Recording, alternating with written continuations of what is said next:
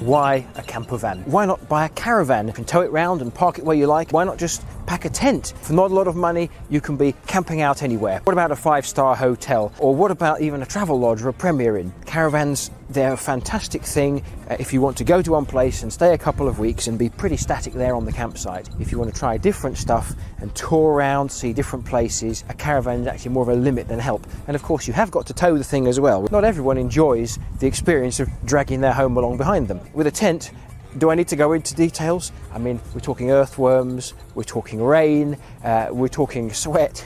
It's never something that's really grabbed me. If a caravan is camping with standards, well, a camper van is camping with class. The advantages of a hotel are obvious.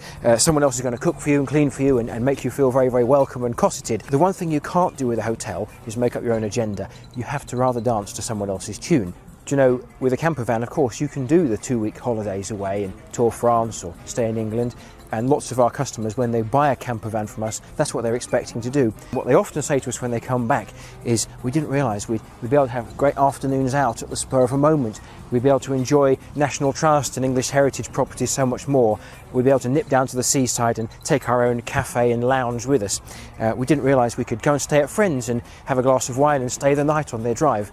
And that's the beauty. If you own a camper van, I guarantee you're going to find you're using it most weeks, if not most days, and you're going to be getting so much more out of it than you ever could out of a car, and you ever could out of any other means of accommodation as well. So I hope I've answered the question, why a camper van? See you next time.